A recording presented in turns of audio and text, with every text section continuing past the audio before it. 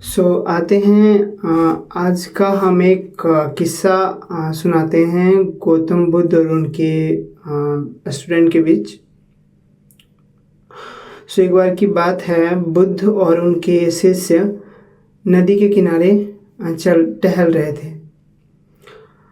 वहाँ पर एक लड़का था जो बहुत परेशान था और मतलब बोल सकते हैं बहुत डिस्टर्ब था।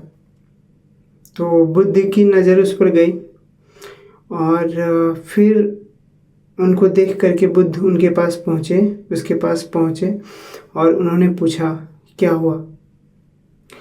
तो शिष्य उदास होकर उनसे कहता है कि गुरुदेव और बुद्ध, मैं शांति चाहता हूँ, लेकिन जब कोई मेरा अपमान करता है या गलत बोलता है तो मेरा क्रोध उस पर फूट पड़ता है और फिर मैं अपने आप को रोक नहीं पाता हूँ और बाद में अपने आप को बहुत गिल्ट फील करता हूँ कि मैंने ऐसा किया क्यों।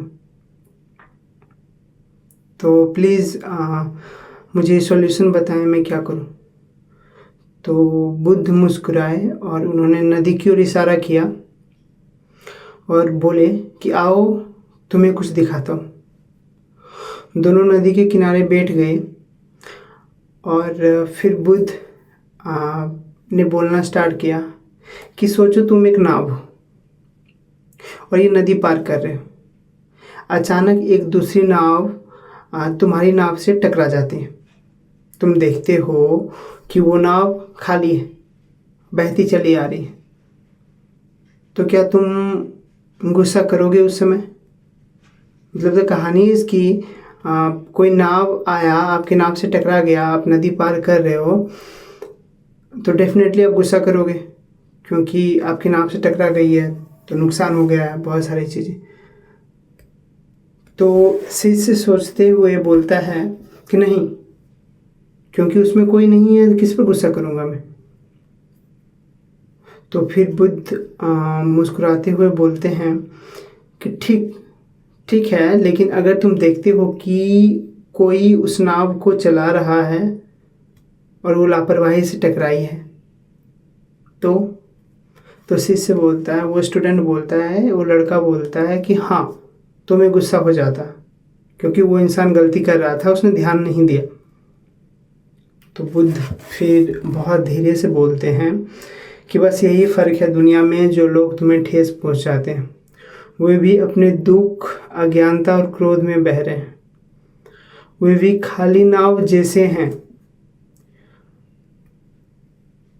तो जैसे खाली नाव आपसे टकरा गई, आपने गुस्सा नहीं किया, उसी तरह से जब ये लोगों के बिहेवियर आपको परेशान करते हैं तो ये बोल रहे हैं कि उन्हें भी एक खाली नाव की तरह समझो, जो कि बस अपने गुस्से, अपने एंगर, अपने पेन से वो बह रहे हैं। और जब आप इस तरह सोचोगे तो फिर आपको गुस्सा नहीं आएगा उस पर, क्योंकि वो लोग खुद परेशान हैं। तो आप परेशान करना नहीं चाहोगे किसी को। तो शिष्य शांत हो गया और फिर वो अंदर से बोलता है, तो असली शांति दूसरों को बदलने से नहीं है, उन्हें समझने से आती है। बुद्ध फिर बहुत प्यार से बोलते हैं कि हाँ, माफ़ करो उसे और बह जाने दो। वो जैसा बोलता है उसे बोलने दो और खुद को भी एक खाली नाव बना लो। So that was the story behind it, and that's